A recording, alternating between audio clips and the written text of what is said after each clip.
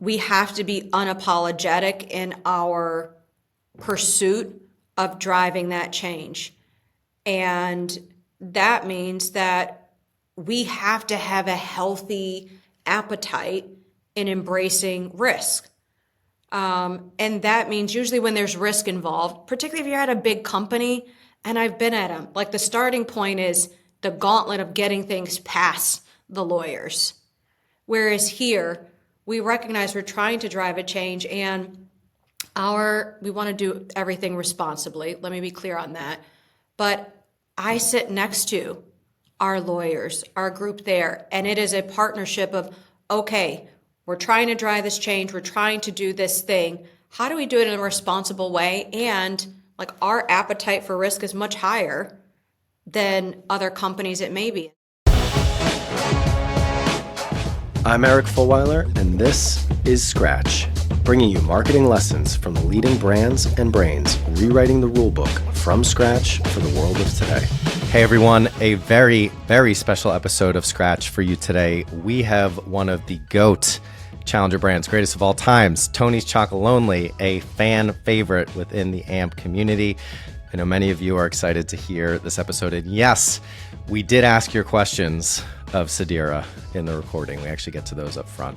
So, Sadira Furlow, CMO of Tony's Chocolonely, one of the most exciting Challenger brands, and I would say also one of the most effective Challenger brands. We talk a lot about how Challenger brands are successful when they actually change the convention of how their category operates. And I can't think of a better example than Tony's. Sadira's background is very impressive. She was CMO of Happy Money, a fintech unicorn. Before that, she was at PepsiCo for a long time. And actually, I didn't know this until just before the recording, but we do talk about it. She was behind the Mountain Dew Puppy Monkey Baby Super Bowl commercial that literally broke the internet and broke the advertising industry a couple of years ago.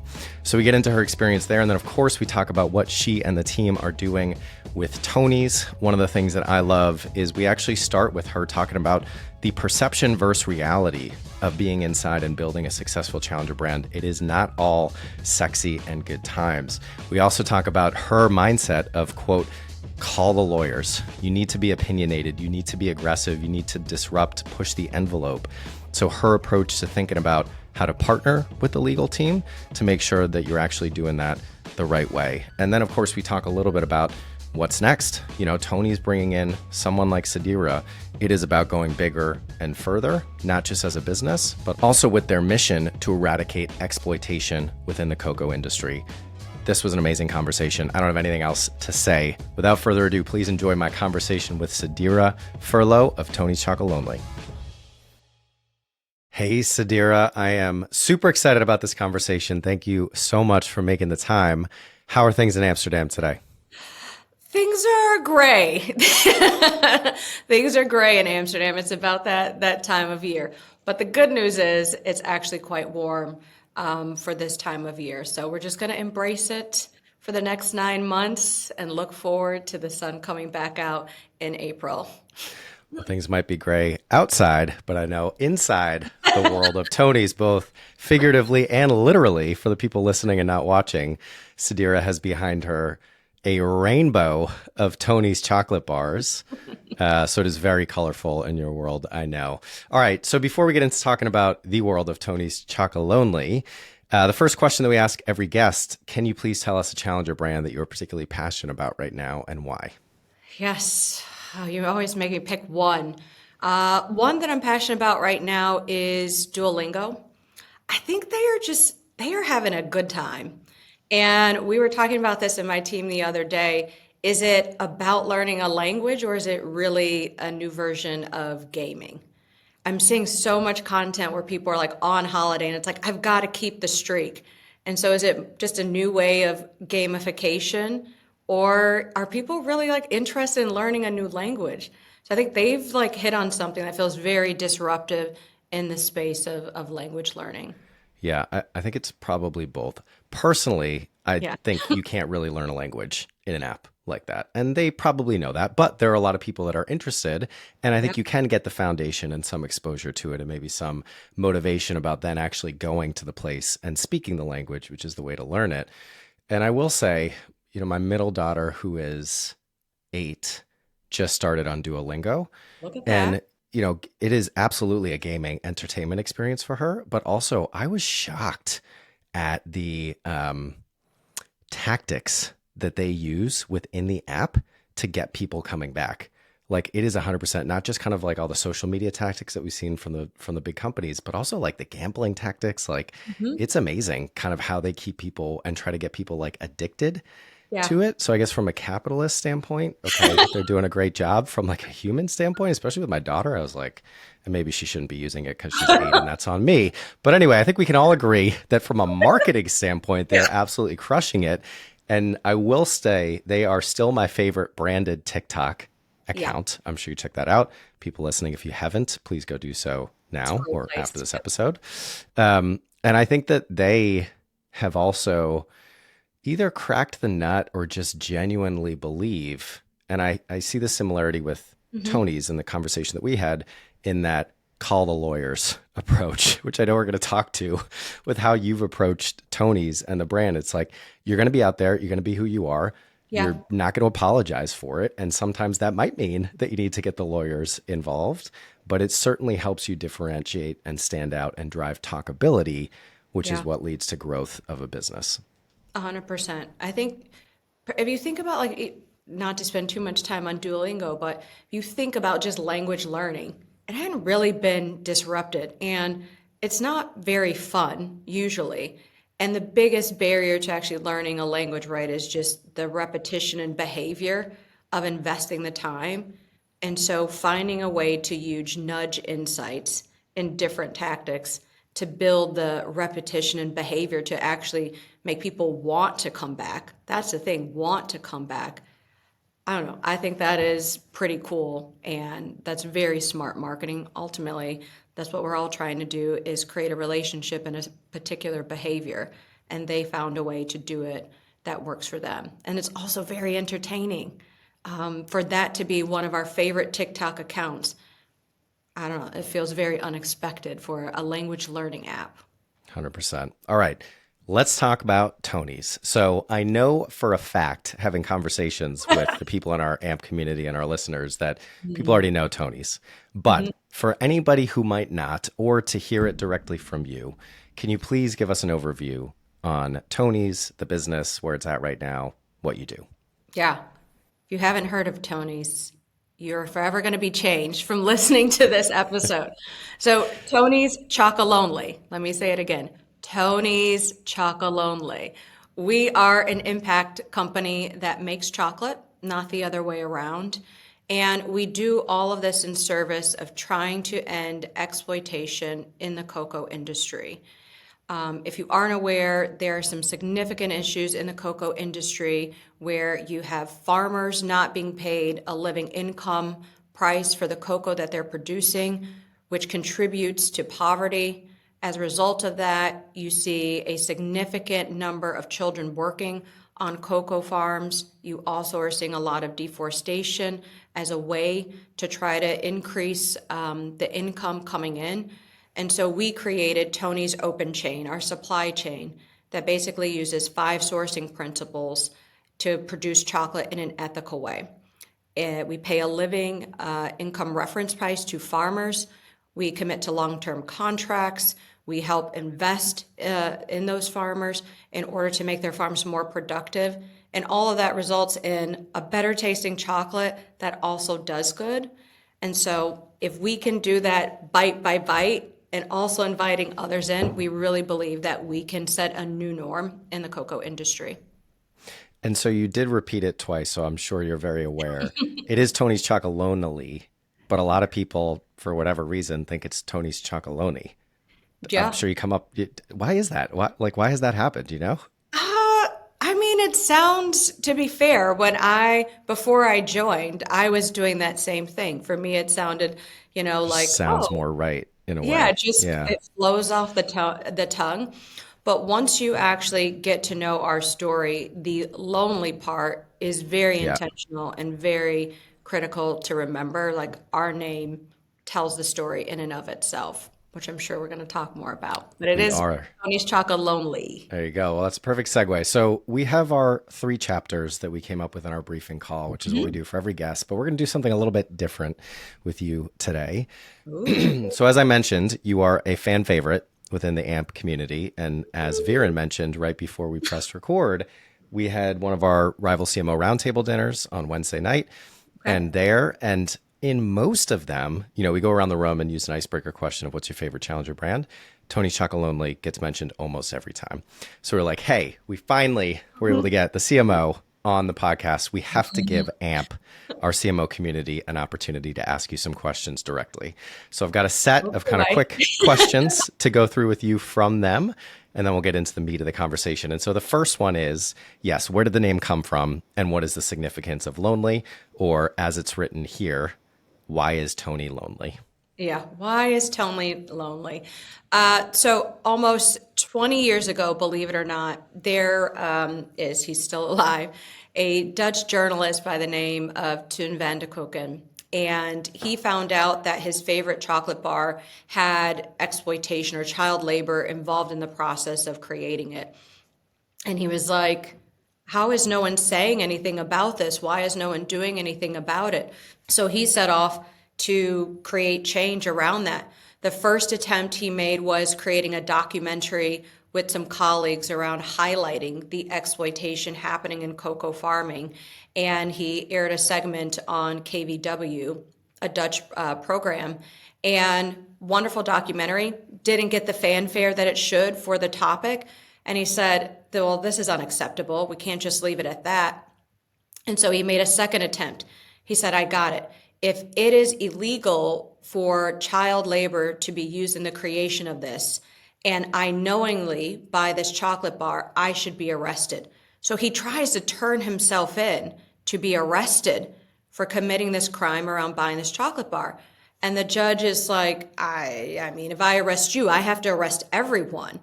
So he doesn't get arrested. So it was his second attempt. So he's like, okay, I can show you better than I can tell you. And so he goes off and creates the first Tony's Chocolonely bar, showing that it can be done to produce chocolate in a great tasting chocolate in an ethical way. And the name Tony's, so Tony's is a bit of the common name for Toon, and Chocolonely representing the quest of one man to change the industry from within. And so there is how Tony's Chocolonely was born. Since that time, we are a little less lonely. We've invited some amazing people into our open chain. We call them mission allies, who also are in service of ending exploitation in cocoa. And as you said, we have a lot of fans around the world that love us, that each of them are contributing to raising awareness about this and contributing to change. And what about the design of the bar and the label, the product design, as it were? Because that is something that clearly helps you differentiate and stand out within the category, although, as we're going to talk about, some other people may or may not be copying you on that front right now. You can't break the bar into perfect squares, which is, of course, intentional. So the entire experience of buying and eating the chocolate helps to deliver on the positioning that you have. So where did all that come from? Yeah, 100%. We look at every bar in and of itself as a storyteller, a conveyor of evangelizing around bringing awareness to the issues in cocoa, what we're doing about it, and how people can be a part of this change. The original wrapper, the gentleman that created it, is actually still here at Tony's. He's on my team. Shout out to Clink. Red by design to go against industry norms. Usually a milk chocolate bar would be blue and a dark would be red. But again, we want it to be different, stand out, and really draw attention. So that's why you see our logo and big red bar of why it's red and maybe not a different color.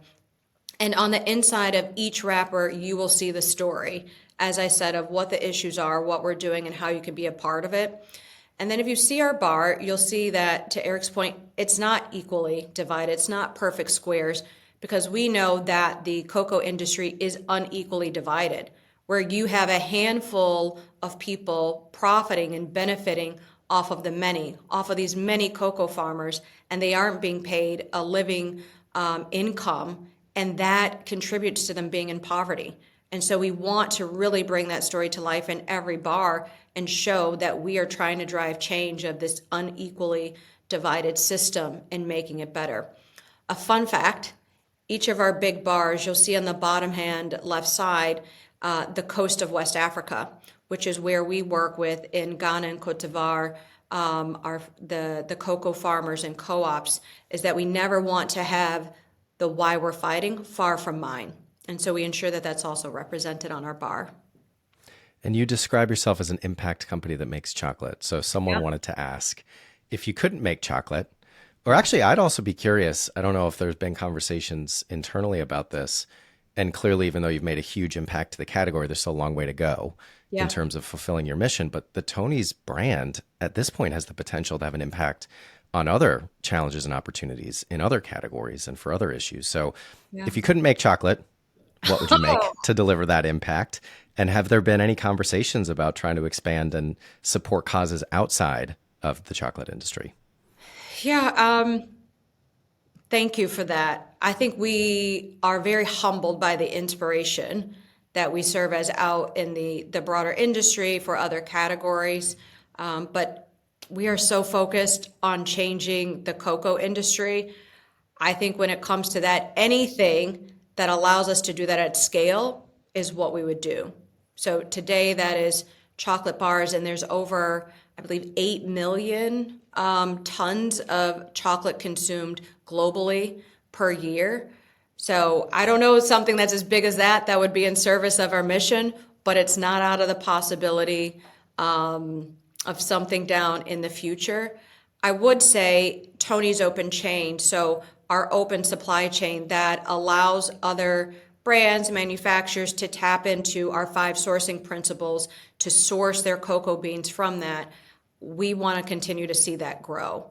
So I could see we will continue to make chocolate, but the impact that we're able to create by doing things together and inviting people in, I hope for many, many years to come that continues to expand.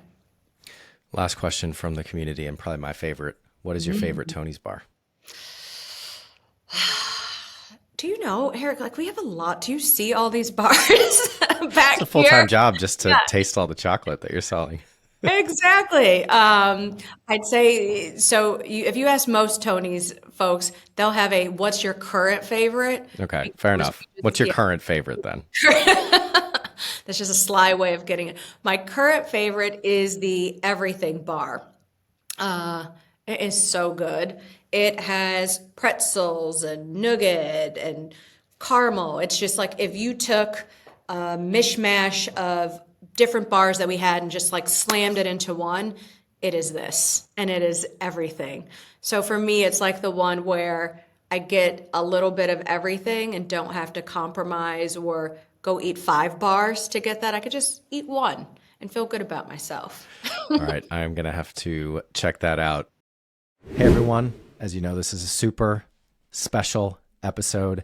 Tony's has been a fan favorite within the AMP CMO community for a long time. We finally got Sadira, the CMO, on the show. So to celebrate, we have actually come up with a rival Tony's co-branded chocolate bar. And here's what we're going to do. If you would like one, we are asking you to leave a rating or review or share this episode with another CMO or senior marketer that you know. Send us a screenshot and we will send you a rival Tony's Chocolonely bar.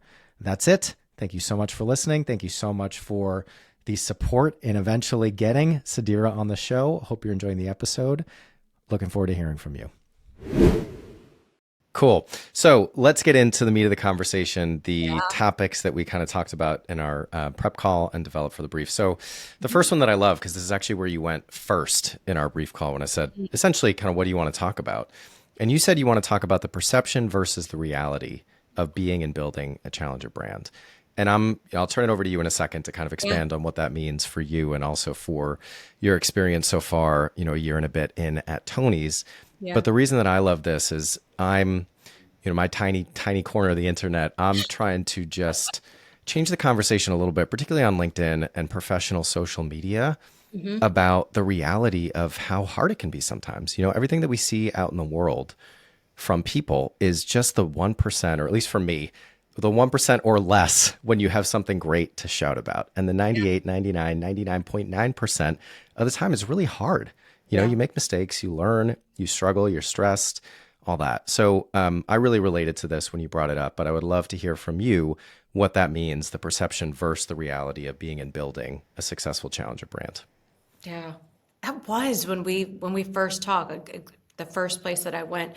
I think I was also in that moment of, similar to you, when I look at platforms that are out there, not seeing a lot of discussion on the unsexy parts of like our day-to-day jobs, and only, to your point, like the 1% of like the shiny thing that came out that was perfect, that everyone loved, but we don't talk about the other 99 things that went wrong along the way or never made it there.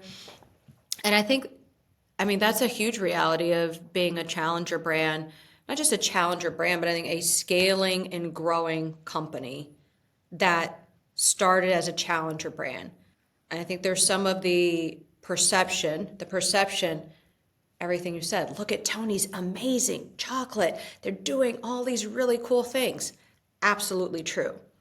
The other side of that coin is the hard work that goes in every day of, okay, how do we actually grow as a brand and keep our DNA of being bold and provocative? There are a lot of things that we've done in our history as a brand that were very bold and provocative, specifically to how we might engage with other chocolate companies out there, and how we would build awareness about the issues in cocoa and the role that they were maybe playing in that. There's a part now of where we're at brand life stage, and as a company, maybe that doesn't serve us in the same way. If we're thinking about the impact we're trying to drive, we want to draw more people to us. How do we even tell our story better in drawing people to us in that? I think there's also this, how do you globally steward a brand?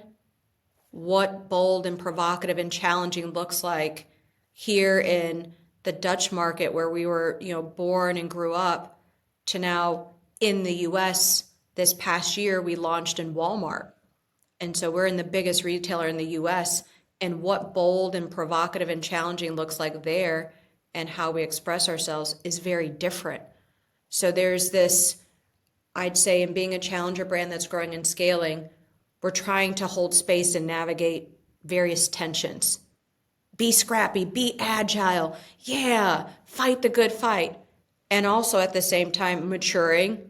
We need processes, we need tools, we need probably different type of decision making.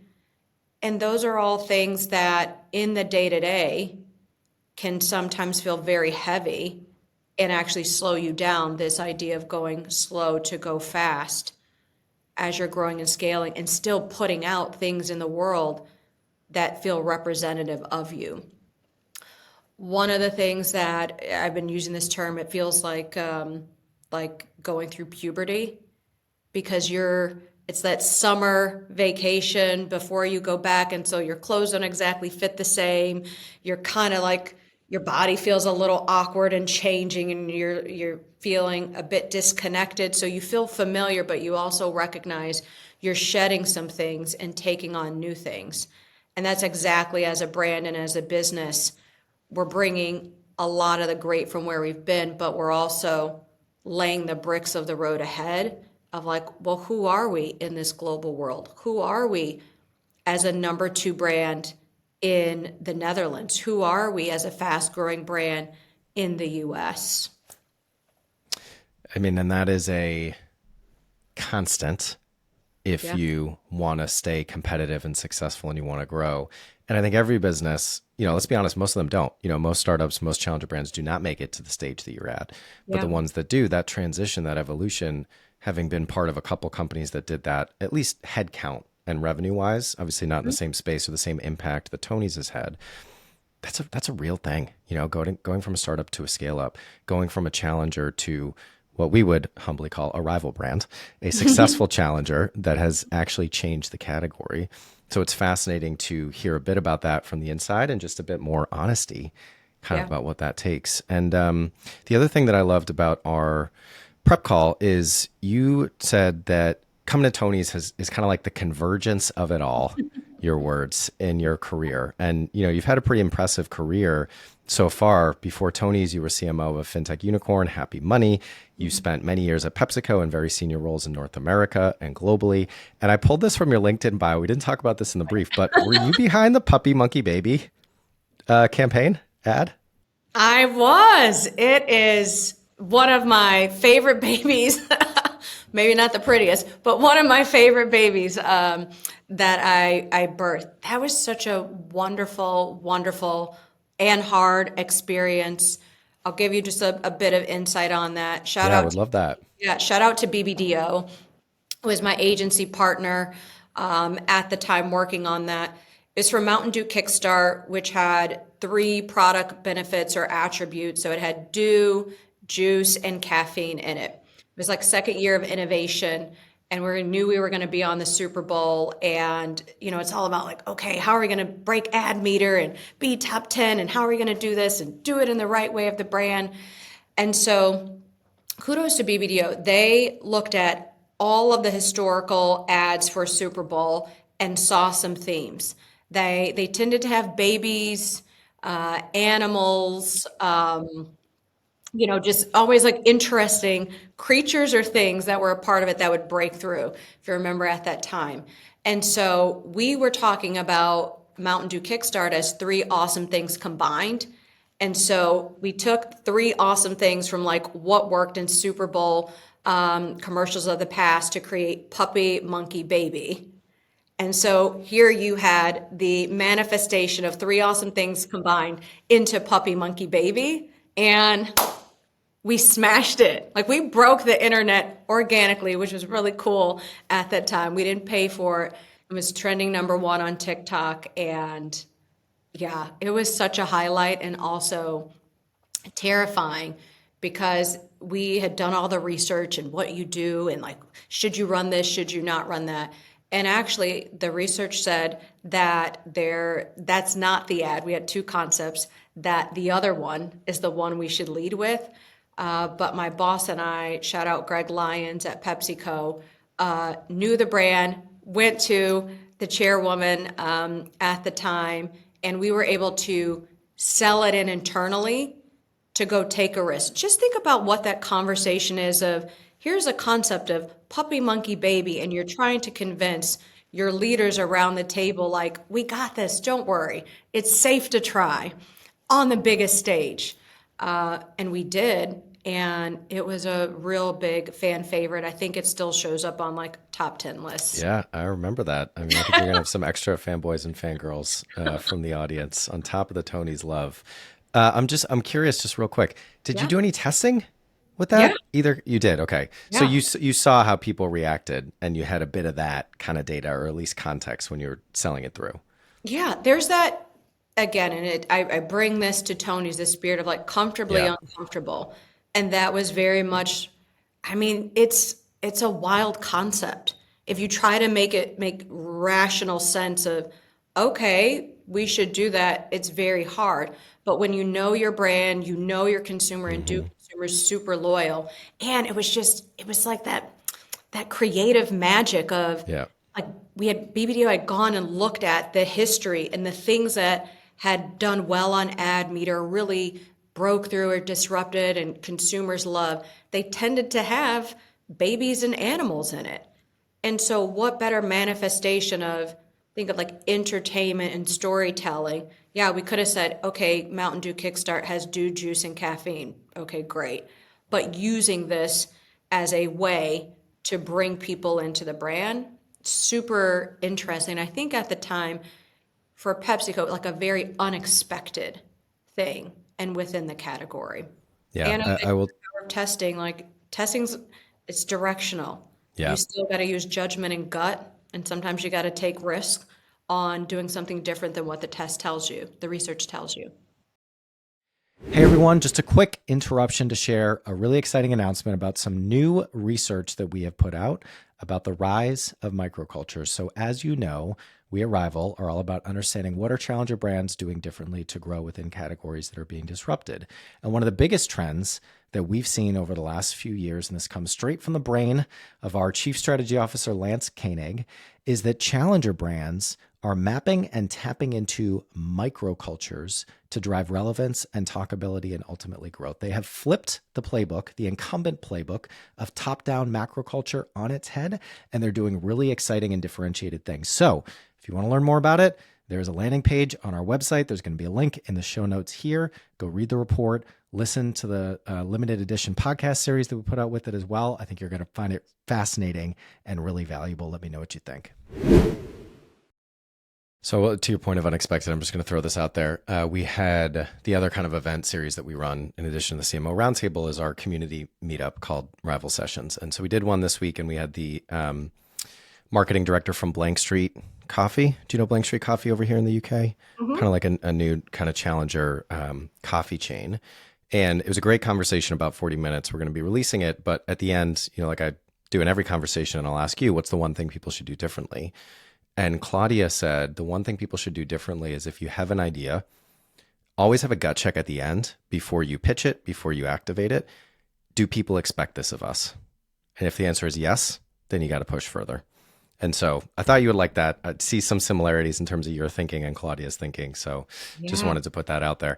Okay, so fintech, PepsiCo, consumer packaged goods. You also spent some time in the agency world at Common Ground, Leo Burnett. So you've done a bunch of stuff. How is Tony's the convergence of it all for you in your career? For me, it's like bringing all of those, like the best of all those worlds together. So I got to be a mad woman on the agency side and like every day live within a world of creativity. And then at PepsiCo and at Happy Money, really architecting growth and scaling and building. And there's some purpose, got into more purpose. But here at Tony's, I mean, look at the wall back here. I get to live and breathe this brand and the creativity and the potential of it every day in service of this incredibly amazing purpose of trying to break the mold and change an industry. So not just something that's a nice marketing positioning or purpose, no shade, but really we're trying to change an industry. We say that as we are an impact company that makes chocolate. The chocolate is the proof point. So for me, it's like I get to be creative, inspired, and a global storyteller for this brand, building a business and doing it in a very purposeful way. I think I have the best job in the world, and I feel lucky every day and humbled every day to be able to come in and do that with a group of amazing human beings. That's all anybody could ask for. Yeah, and eat a lot of chocolate. That's really that too, right? Part of the job. Yeah, just, it's just all in research, right? I've got to taste it and know what we're talking about, right? That's the only way to be a good marketer. Hey, I will humbly nominate the AMP group if you ever need an extended focus group for any new product development and testing.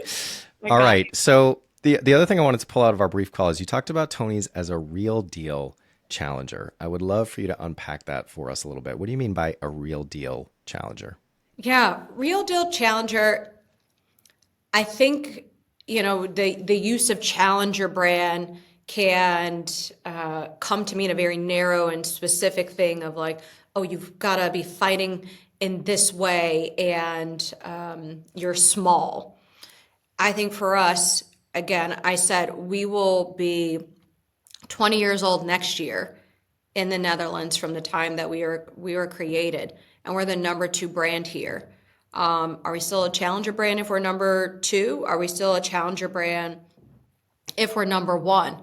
Absolutely. And so I say we are a real deal challenger brand because we are laser focused on this mission. Like trying to end exploitation in cocoa is not a small thing. So we are trying to set a new standard, break the mold, this norm that exists, which means every day in everything that we do in all ways, we're constantly challenging. We're challenging ourselves to are we being outspoken enough? Are we doing enough to raise awareness that there is this issue? We're challenging convention and breaking the number one rule in business. We're not trying to do it alone or by ourselves. We are inviting others in. We say that we collaborate on cocoa and compete on chocolate. So there are other chocolate brands and bars out there who are a part of Tony's Open Chain that we sit next to on the shelf. Show me another challenger brand that's doing that. So I think in everything that we do, in all ways that we're doing it, we are really challenging ourselves, the industry, and others to do better and lead by example in order to see a new reality and new norm within the cocoa industry. And how important is the presence or depiction of an enemy, the quote unquote big chocolate that you are challenging?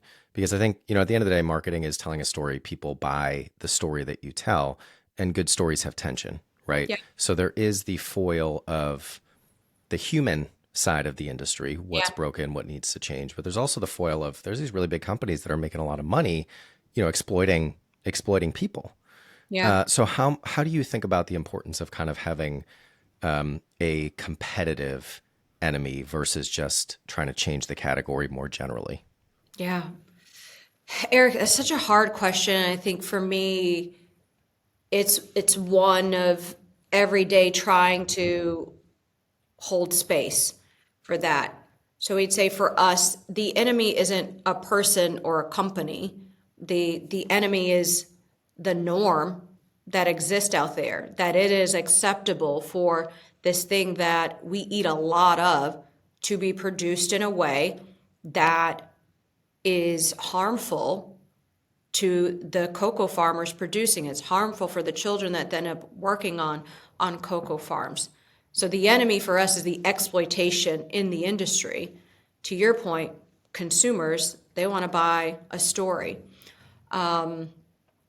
So for us, for example, like big chocolate, in the past, we have done things and maybe been a bit more in your face or provocative of how we have engaged big chocolate in naming them and maybe calling more attention to them and what they're doing, which is not wrong. It's a way of going about building awareness around this issue. At the same time, we're asking ourselves, does this work in service of the change we're trying to drive? If I'm poking at you and constantly in your face, drawing attention to what you're doing or what you're not doing, and at the same time saying, hey, come on over, come join us. Does that inspire or draw you to us, or does that actually repel you away from us? So I think this holding space of the real enemy is exploitation in cocoa. What is the best way of going around creating awareness around that? And how be mindful of who we make the enemy in our storytelling, that it doesn't inadvertently actually impede the change we're trying to drive. Hey everyone, just want to take a quick minute because we've actually heard from many of you that you want to get a better understanding of what it is that we actually do here at Rival. You know us for the content. Obviously, you're listening to Scratch right now, but everything else that we put out, the events, the community, but actually our core business, just so you know, we are a marketing consultancy for challenger brands. We partner with brands big and small to gain category share with a challenger approach. We develop and execute strategies and campaigns across 4 main areas of the marketing function: brand strategy, creative and production, paid media planning and buying, and customer data and MarTech. And then, of course, as you know, the mission that's wrapped around Rival is to understand and share our learnings about what drives the growth of successful challenger brands. That's it. Sorry for the interruption. I'll let you get back to the show. When you have enemies in your company, you need lawyers involved to help you, right? So I want to come back to what I mentioned earlier about the call the lawyers mindset that you have, or that Tony's has overall, that you talked about in our prep call. And you said they're also unapologetic about it. And, you clearly have pushed the envelope, raised the bar, whatever metaphor you want to use within the industry. And in order to do that, sometimes maybe you need to step over some lines to get people to notice. And you're okay with that as a business, which I think is, the ability, almost the seeing it as a need to take risk, I think is so inherent to successful challengers. So I'd love to break that down and understand what that looks like on a more practical, tactical level. You've had some campaigns that you've gotten sued for. You've had some where you've had to pull stuff from the shelves in certain markets. How do you think about that line, pushing it, and this mindset of call the lawyers? Yeah. What does that actually look like as it comes to life internally within the marketing function? Yeah. I'm probably going to need to talk to our lawyers after they hear this. I'm blushing. I do have that as a sentiment, and it's more shout out, love all the attorneys and lawyers out there. But it's as you said, we're the change that we're trying to drive. Like we can't be shy or meek or safe about it. Like that's not going to get us to where we're trying to be. We have to be unapologetic in our pursuit of driving that change. And that means that we have to have a healthy appetite in embracing risk. And that means usually when there's risk involved, particularly if you're at a big company, and I've been at them, like the starting point is the gauntlet of getting things past the lawyers. Whereas here, we recognize we're trying to drive a change and we want to do everything responsibly. Let me be clear on that.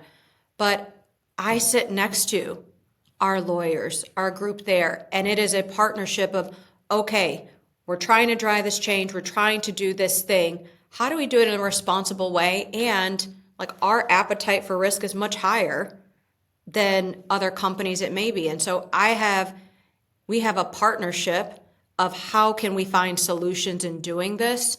It's not about, oh, we're afraid and this negative consequence could happen. It's more of, this is the right thing to do in service of this. Yes, there's some risk involved. That's acceptable risk.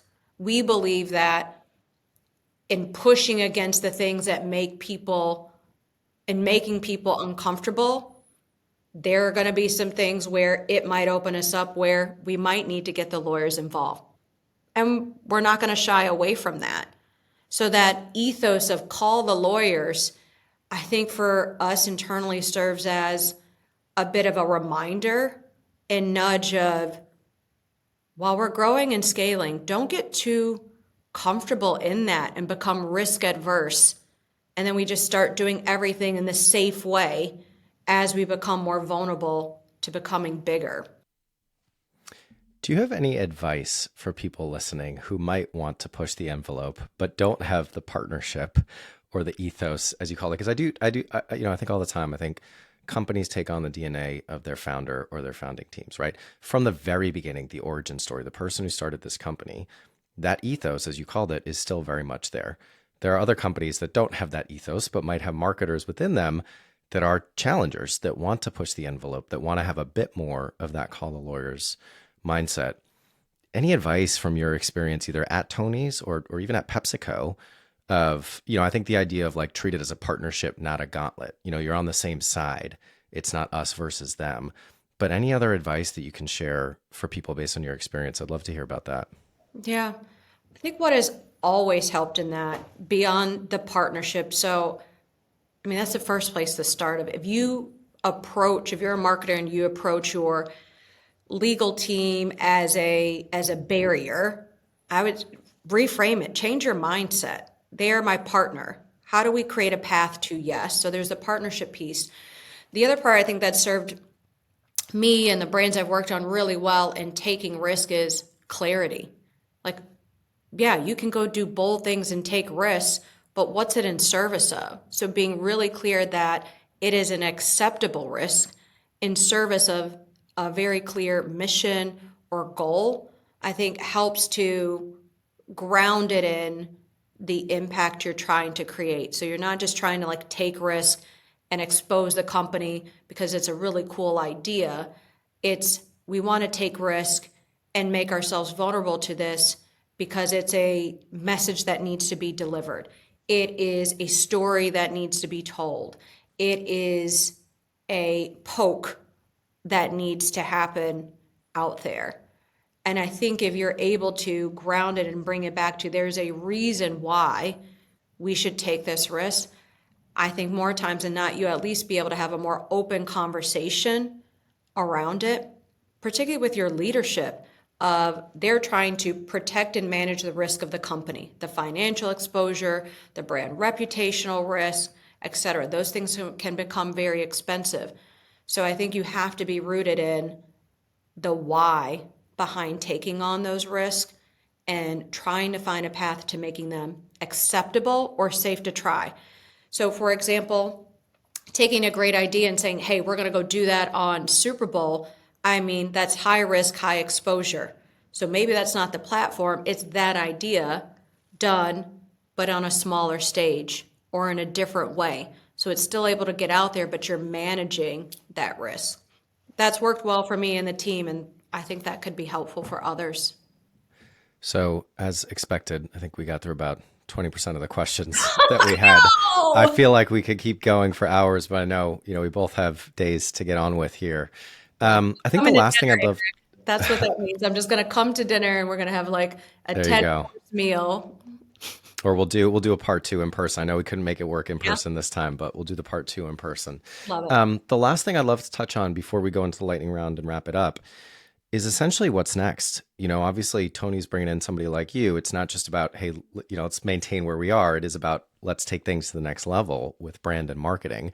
And that, as we talked about before, in the evolution of startup to scale up, challenger to true rival, can be hard and can oftentimes be, require a different playbook, different talent, different approach. So what does it look like going forward? How are you thinking about really taking Tony's to the next level? Yeah, we're doing it. I think the biggest thing is continuing to leverage our heritage, continue to be bold and bringing it to global stages, being global storytellers, I think is very much the next chapter for us as a brand as we're expanding and growing. So how we tell our story in really cool, interesting ways. So expect more fun and entertainment coming from Tony's in your feed, continuing to innovate and bring you exceptional, great tasting chocolate to your shelves. I also think partnerships, that's something that's worked really well for us in helping us tell our story, bring us into unexpected places. For example, I'm really excited about in the US, we just launched a partnership we have with the Washington Post. And it's all around these conversation bars. If you think about, we've got journalistic roots. So a way of, again, being timeless and timely through that partnership and using a Tony's bar to spark a conversation, bringing people together. Super excited about that. We've got great work coming in terms of our thought leadership and what we're doing on the Tony's Open Chain side. We announced our partnership. Feastables is a new mission ally in Tony's Open Chain. We have a global campaign that will be coming out in February, really showing how we're breaking the mold within chocolate and innovation and our storytelling. So I think we're just getting started. It'll be all the things you love about Tony's, but supercharged and on a global stage. Can't wait to watch. Super excited about that and for you. All right. I know that we are just about out of time. Let's do the quick lightning round so these can be kind of quick hit answers to close us out. What was the first marketing job you ever had? Marketing myself to try to get an internship in college. Did it work? Yes, that's how I got my, I did. What is the best piece of career advice you've ever received? Success is determined by the 3 R's: relationships, results, and reputation. What is the best brand campaign you've seen recently? What best brand campaign? I'm really feeling Remova's campaign right now. They're making luggage and product marketing super sexy and interesting with storytelling. And what is the one thing that people should do differently after listening to this episode? Go by Tony's, tell someone about Tony's, and help be a part of changing the industry for the better. I love it. We'll have to leave it there. Sadira, thank you so much for the time. Thank you, Eric. You're the best. Scratch is a production of Rival. We are a marketing consultancy on a mission to understand what drives the growth of successful challenger brands. Find us online at wearerival.com, LinkedIn, or visit our content hub to listen, read, and watch more of our content and research. Or just drop us a note at media@wearerival.com. We'd love to hear from you.